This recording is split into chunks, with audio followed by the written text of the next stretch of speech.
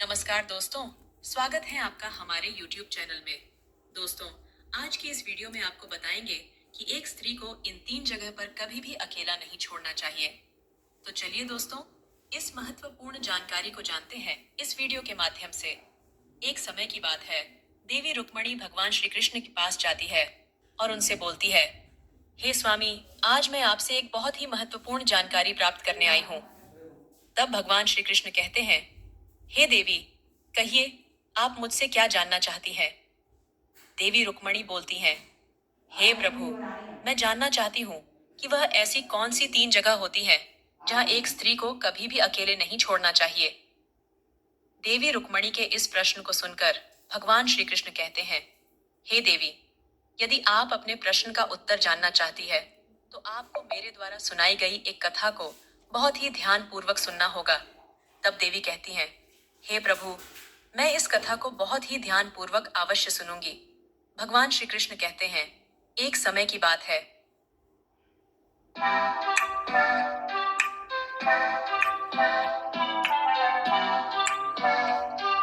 एक समय की बात है, किसी नगर में एक पति पत्नी रहते थे। वह दोनों बंजारे थे। उस स्त्री का नाम शोभा था। शोभा के पति का नाम राघव था। वह दोनों हंसी खुशी अपना जीवन व्यतीत कर रहे थे। तभी धीरे धीरे राघव का काम बंद पड़ने लगा। उसने अपनी पत्नी से कहा, हे प्रिय, नगर में अब मेरे करने लायक कोई कार्य नहीं है। मुझसे काम ज्यादा करवाते हैं और पैसे कम देते हैं। चलो, हम किसी दूसरे शहर में जाके बस जाते हैं। अपने की बात को सुनकर शोभा अपना सारा सामान इकट्ठा कर लेती है और अपने पति के साथ दूसरे राज्य जाने के लिए निकल पड़ती है। दूसरे राज्य में जाने के लिए उन्हें एक जंगल से होके जाना था। दोनों पति पत्नी डरे और सहमे हुए उस जंगल की ओर बढ़ने लगे। तभी कुछ दूर जाके उन्हें डाकू दिखाई पड़ते हैं। वह डाकू शोभा और उसके पति राघव का सारा धन, गहने, कीमती सामान चुराकर भाग जाते हैं। राघव के पास जो कुछ भी धन था, वह सब अब चोरी हो चुका था। राघव सोच रहा था कि अब वह अनजान शहर में जाके व्यापार कैसे करेगा। राघव अपनी पत्नी को लेकर अनजान शहर की तरफ बढ़ने लगा। उसे यह चिंता खाई जा रही थी कि अब मैं व्यापार करूं तो करूं कैसे। चलते चलते राघव को एक कुटिया दिखाई पड़ती है। राघव अपनी शोभा को लेकर कुटिया की ओर जाने लगता है। जब वह कुटिया के पास पहुंचा तो उसे वहां पर एक साधु महाराज मिले, जो एक चबूतरे पर बैठे हुए अपने शिष्यों को प्रवचन दे रहे थे। साधु को देखकर राघव सोचने लगा, क्यों ना इन साधु महाराज को अपनी समस्या बताऊं। शायद यह मेरी समस्या का कुछ समाधान कर दें। साथियों, ऐसा विचार कर राघव उन साधु महाराज के पास पहुंच गया और बहुत ही विनम्र स्वर में उसने अपनी समस्या उन साधु महाराज को बताई और कहने लगा, महाराज, यदि किसी तरह आप मेरी पत्नी को किसी महाजन के पास गिरवी रखवा कर मुझे कुछ पैसे दिलवा दें, तो आपका बड़ा ही पुण्य होगा। जब साधु ने राघव की बात सुनी, तो उन साधु महाराज को राघव पर दया आ गई। साधु ने अपने एक परिचित महाजन के बारे में राघव को उसके पास भेज दिया। राघव अपनी पत्नी शोभा को लेकर महाजन के पास पहुंचा और महाजन से हाथ जोड़कर कहने लगा, सेठ जी, मुझे कुछ पैसों की आवश्यकता है। मेरे पास गिरवी रखने के लिए और तो कुछ नहीं है, बस मेरी पत्नी है। आप मेरी पत्नी को गिरवी रखकर मुझे कुछ पैसे दे दीजिए। मैं उन पैसों से व्यापार करके जल्दी ही आपकी रकम सूद समेत वापस कर दूंगा और अपनी पत्नी को आपसे छुड़ा लूंगा। तब तक मेरी पत्नी आपके दिए हुए पैसों में आपके पास गिरवी रहेगी। महाजन ने जब राघव की बात सुनी, तो महाजन पैसे देने के लिए तैयार हो गया और पैसों के बदले में राघव की पत्नी शोभा को अपने पास गिरवी रख लिया। राघव महाजन के पास अपनी पत्नी को गिरवी रखकर और उस सेठ से कर्जा लेकर व्यापार करने के लिए आगे बढ़ गया। राघव ने उन रुपयों से पशुओं का व्यापार शुरू कर दिया। राघव सस्ते दामों में किसानों से पशुओं को खरीदता था और दूसरे जरूरतमंद किसानों को महंगी कीमत में बेच देता था। इस प्रकार राघव ने उन पैसों से बहुत कम समय में ही अच्छा खासा धन अर्जित कर लिया। जब राघव ने खूब पैसा कमा लिया, तो 1 वर्ष बाद फिर राघव उसी शहर में वापस लौट आया, जिस नगर में वह अपनी पत्नी को उस सेठ के पास गिरवी रखकर गया था। राघव नगर वापस लौटकर सीधा उसी महाजन के पास पहुंच गया और महाजन के पास पहुंचकर राघव उस महाजन से कहने लगा, सेठ जी, आप अपना हिसाब करके मुझसे रुपए ले लीजिए और मेरी पत्नी को मुझे लौटा दीजिए। ये सुनकर उस महाजन ने कहा, भैया क्या बताऊं, अब से 3 महीने पहले की बात है। तुम्हारी पत्नी बीमार पड़ गई थी और उसी बीमारी के कारण तुम्हारी पत्नी का स्वर्गवास हो गया। मैंने तुम्हारी पत्नी का बहुत उपचार भी करवाया, अच्छे से अच्छे वैद्य हकीमों को भी दिखाया, लेकिन मैं फिर भी तुम्हारी पत्नी को बचा ना सका। राघव ने जब उस सेठ के ऐसे वचनों को सुना तो यह सुनकर उदास हो गया। फिर थोड़ा धीरज बांधकर राघव उस सेठ से बोला, सेठ जी, जो होना था वह तो हो चुका। शायद मेरे नसीब में ही ऐसा लिखा था। वह मेरे साथ रहती तब भी आयु पूरी होने पर उसे मरना ही होता। होनी को कौन टाल सकता है भला। फिर भी आप अपना रुपया मुझसे ले लीजिए, ताकि मुझे इस बात का संतोष हो जाए कि मैंने अपना आर्ण चुका दिया है और मैंने आपका कर्ज चुकाकर अपनी पत्नी को गिरवी रखने के कलंक से खुद को बचा लिया है। राघव की बात सुनकर वह सेठ बोला, नहीं भाई, अब मैं तुमसे वह पैसे कैसे ले सकता हूँ। जब मैं तुम्हारी अमानत ही तुम्हें नहीं लौटा सकता, तो अपना कर्जा वापस लेने का मुझे कोई हक नहीं है। राघव ने बार बार सेठ से अपना आरण वापस लेने का आग्रह किया, किंतु सेठ नहीं माना। उदास भाव से राघव जब वहां से निकला तो रास्ते में वह फिर उसी स्थान पर पहुंच गया जहां पर वह साधु से पहली बार मिला था। हमेशा की तरह साधु महाराज अपने चबूतरे पर बैठे हुए प्रवचन दे रहे थे। राघव भी मन की शांति के लिए वहीं जाकर बैठ गया और उन साधु महाराज के प्रवचन सुनने लगा। साधु महाराज ने जब राघव को देखा तो साधु महाराज उसे पहचान गए और उसका हाल चाल पूछने लगे। राघव ने पूरा घटनाक्रम उस साधु को बता दिया। वह साधु एक सिद्ध महात्मा थे। राघव की बात सुनकर उस साधु ने कहा, हे वत्स, उस सेठ ने तेरे साथ धोखा किया है। तेरी पत्नी निश्चित रूप से जीवित है। तेरी पत्नी को या तो उस सेठ ने अपने घर में छुपा लिया है, या फिर उस सेठ ने तेरी पत्नी को अपने किसी परिचित के यहाँ दूर किसी जगह पर भेज दिया है। अब तू ऐसा कर, यहाँ के राजा के पास चला जा और राजा के दरबार में जाकर प्रार्थना करना कि राजा साहब मेरी पत्नी को सेठ से दिलवा दो, क्योंकि इस नगर का जो राजा है, राजा श्रीदेव, एक बुद्धिमान व्यक्ति है। वह निश्चित ही तेरी पत्नी को उस सेठ पर जोर डालकर तुझे दिला देगा। जब राघव ने उस साधु महात्मा के ऐसे वचनों को सुना तो वह बंजारा साधु की बात मानकर राजा श्रीदेव के दरबार में पहुंच गया और राजा के दरबार में पहुंचकर राजा से गुहार लगाने लगा कि महाराज, मेरी पत्नी को महाजन से मुझे दिलवा दीजिए। राघव की प्रार्थना सुनकर राजा ने महाजन को बुलाया और उससे कहा, सेठ, क्या यह बात सच है कि यह व्यक्ति कुछ रुपयों के बदले अपनी पत्नी को तुम्हारे पास गिरवी रखकर गया था? महाजन ने स्वीकार करते हुए कहा कि हाँ राजन, राघव की यह बात बिल्कुल ठीक है। राजा ने फिर कहा, तुम इसकी पत्नी को क्यों नहीं लौटा रहे हो? राजा की बात सुनकर वह महाजन बोला, कैसे लौटा दो महाराज, मैंने इस राघव को बताया तो था कि अब से 3 माह पूर्व ही इसकी पत्नी की मृत्यु हो चुकी है। महाराज, अब मैं धर्मराज के पास जाकर तो इसकी पत्नी को वापस नहीं ला सकता। राजा ने पूछा, कोई गवाह है तुम्हारे पास जो इस बात की पुष्टि कर दे कि इसकी पत्नी की मृत्यु हो चुकी है? तो सेठ बोला, जी हाँ अन्नदाता, मेरे बात की पुष्टि वह व्यक्ति कर देगा जिसने इस राघव की पत्नी का उपचार किया था। वह 4 व्यक्ति भी इस बात की गवाही दे देंगे जो इसकी पत्नी का शव श्मशान में फूंक कर आए थे। उस महाजन ने यह बातें इतने आत्मविश्वास के साथ कही कि राजा श्रीदेव को भी उस पर भरोसा हो गया। तब राजा ने बंजारे से कहा, राघव, यदि तुम्हारी पत्नी जीवित होती तो हम तुम्हें अवश्य दिलवा देते। इस प्रकार राजा श्रीदेव ने राघव को समझा बुझाकर वापस भेज दिया।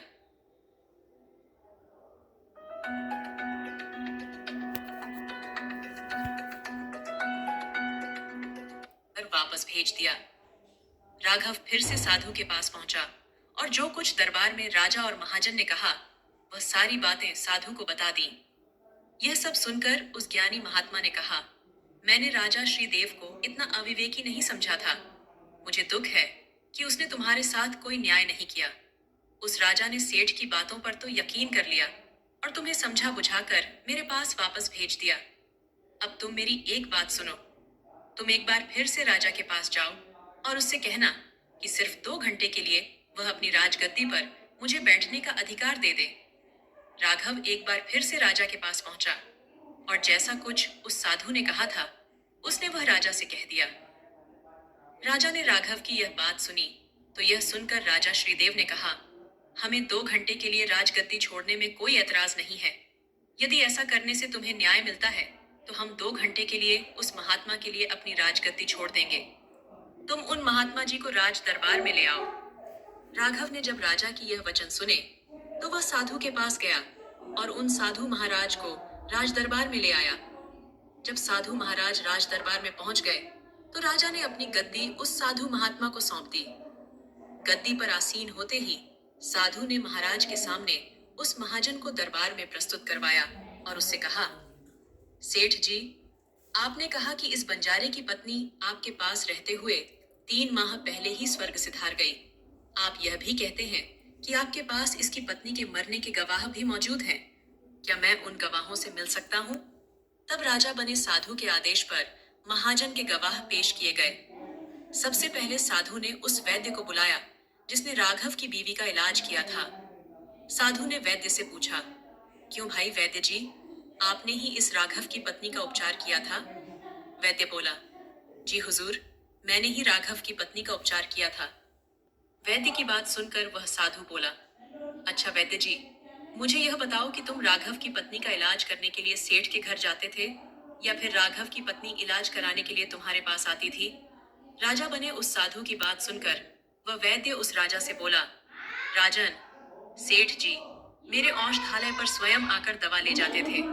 साधु बोला, यह नहीं, तुम विश्वास के साथ यह नहीं कह सकते कि वह दवा सेठ जी राघव की पत्नी के लिए ही ले जाते थे या फिर किसी और के लिए? साधु की बात सुनकर वह वैद्य बोला, हाँ महाराज, यह बात मैं यकीन के साथ तो नहीं कह सकता कि वह किसके लिए दवाई ले जाते थे, लेकिन सेठ जी मुझसे दवा जरूर ले जाया करते थे। वैद्य की बात सुनकर वह साधु बोला, इसका मतलब तो वैद्य जी यही हुआ कि तुम मरीज को बिना देखे ही दवाइयां दे देते थे। यह तो बहुत ही गंभीर अपराध है। तुम दवा के स्थान पर किसी को जहर भी तो दे सकते थे और हो सकता है तुम्हारे लिए हुए जहर से ही इस राघव की पत्नी की मृत्यु हुई हो। उस साधु की यह बात सुनकर वैद्य जी का चेहरा डर से पीला पड़ने लगा। वह भयभीत स्वर में बोला, नहीं हुजूर, ऐसा हरगिज नहीं हो सकता। भला मैं अपने किसी मरीज को दवा के बदले भला जहर क्यों दूंगा? और इस तरह से मेरी सारी मान प्रतिष्ठा भी धूल में धूमिल हो जाएगी। वैद्य की बात सुनकर वह साधु बोला, अब तो तुम ऐसा ही कहोगे। मैं तुम्हें अपने कर्तव्य के प्रति लापरवाही और एक मरीज के जीवन से खिलवाड़ करने के अपराध में 100 कोड़े लगाने का आदेश देने जा रहा हूँ। इसके साथ ही तुम्हारा मुंह काला करके सारे नगर में तुम्हें घुमाया भी जाएगा। अब सोच लो वैद्यराज, सच बोलोगे या फिर मैं सैनिकों को तुम्हें गिरफ्तार करने का आदेश दूं? यह सुनकर वैद्य का सारा शरीर सूखे पत्ते की तरह कांप उठा। वह साधु के कदमों में जा गिरा और बोला,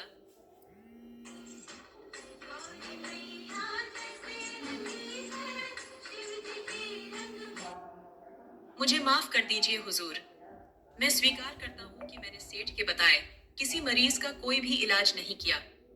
सेठ ने तो मुझे 500 रुपए दिए थे और कहा था, यदि गवाही की आवश्यकता पड़े तो मैं ऐसा कहकर उसके पक्ष में गवाही दे दूं। बस मेरा इतना ही अपराध है कि मैंने लालच में आकर इस सेठ का प्रस्ताव स्वीकार कर लिया। राजा बने साधु ने कहा, वैद्य जी, कुछ भी हो, आपने अपराध तो किया ही है और मैं तुम्हें झूठी गवाही के इल्जाम में 30 कोड़े लगाने का आदेश देता हूँ। साधु के आदेश का राजा के सैनिकों ने फौरन ही पालन किया और सैनिकों ने तत्काल ही वैद्य को पकड़ लिया और भरी दरबार में उसे कोड़े लगाने लगे। पहला कोड़े लगते ही वैद्य चीख पड़ा और कहने लगा, महाराज, मुझ पर रहम करें महाराज, मुझ पर रहम करें, मुझ पर रहम करें हुजूर। हाय, मैं मर गया। हर कोड़े के साथ वैद्य के गले से हृदय से आवाजें निकलने लगी। उसकी चीखें सारे राज दरबार में गूंज उठी। वैद्य के साथ ऐसा होते देख महाजन के गवाह के तौर पर बुलाए गए उन चारों व्यक्तियों के कलेजे दहल गए जिन्होंने राघव की पत्नी को श्मशान में ले जाकर फूंकने की बात कबूली थी। अब बारी उन चारों गवाहों की आई। साधु ने उनसे पूछा कि तुम लोगों का कहना है कि तुम चारों ने इस राघव की मृत पत्नी का शव ले जाकर श्मशान में उसे फूंक कर आए थे। मुझे यह बताओ कि अंतिम संस्कार से पहले जब मृत शरीर को स्नान कराया जाता है तब उसे कफन में लपेटकर अर्थी पर रखा जाता है। स्नान के दौरान क्या तुमने उस स्त्री का मृत शरीर देखा था? यह सुनकर उस सेठ के चारों गवाह कहने लगे, नहीं हुजूर, उसका मृत शरीर तो हमने देखा ही नहीं था। जब सेठ जी ने अर्थी तैयार कर ली थी, उसके बाद ही हम उसे श्मशान में ले गए और उसे जला आए। उन चारों गवाहों की बात सुनकर वह साधु बोला, और तुमने यह जानना भी उचित नहीं समझा कि उस अर्थी में कोई मृत मनुष्य लेटा है या कोई जीवित व्यक्ति? कहीं ऐसा तो नहीं किसी विषैले पदार्थ से बेहोश उस व्यक्ति उस अर्थी पर लेटा हो और तुम उसे श्मशान में ले जाकर जला आए हो? यह तो एक बेहद ही गंभीर अपराध है। इसके लिए तुम लोगों को मृत्यु दंड की भी सजा दी जा सकती है। वह चारों गवाह वैद्य की पिटाई देखकर पहले ही भयभीत थे। जब उन्होंने साधु के मुख से मृत्युदंड की बात सुनी, तो वह सुनकर उन सभी के हाथ पैर मानो बिल्कुल ही ठंडे पड़ गए हों। जैसे ही उस साधु ने महाजन की तरफ देखा, तो उस सेठ का चेहरा भय से काला पड़ गया। साधु ने महाजन से कहा, सेठ, तुम्हारे पांचों गवाहों की तो पहले ही हवा निकल गई थी। अब तुम बताओ कि किसी की इच्छा के विपरीत किसी की पत्नी को जबरदस्ती घर में रखना अपराध है। तुम कौन सी सजा पाना पसंद करोगे? साधु की बात सुनकर महाजन का चेहरा एकदम से सफेद पड़ गया। उसके मुंह से कोई बोल नहीं निकल सका। राजा बने साधु ने कहा, सेठ, इससे पहले कि मैं तुम्हें 5 साल की कठोर कारावास की सजा दूं, अब भी समय है कि तुम इस बेचारे राघव की पत्नी को दरबार में हाजिर कर दो। सजा के डर से महाजन ने तुरंत अपने सेवकों को अपने घर भेजा और सेवकों को घर भेजकर राघव की पत्नी को दरबार में प्रस्तुत कर दिया।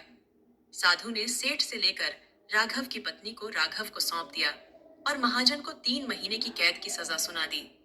झूठी गवाही के अपराध में उन चारों गवाहों को भी कड़ी सजा दी गई, जिन्होंने राघव की पत्नी का शव श्मशान में ले जाने की झूठी गवाही दी थी। यह देखकर राजा आश्चर्यचकित रह गया और साधु के सामने हाथ जोड़कर बोला,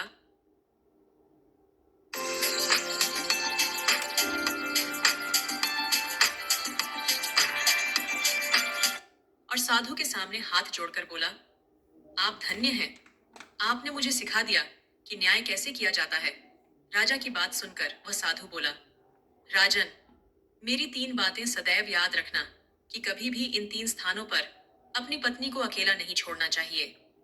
साधु की बताई 3 बातें कि जिन स्थानों पर यदि कोई अपनी पत्नी को अकेला छोड़ता है तो उसे बहुत ही पश्चाताप करना पड़ता है।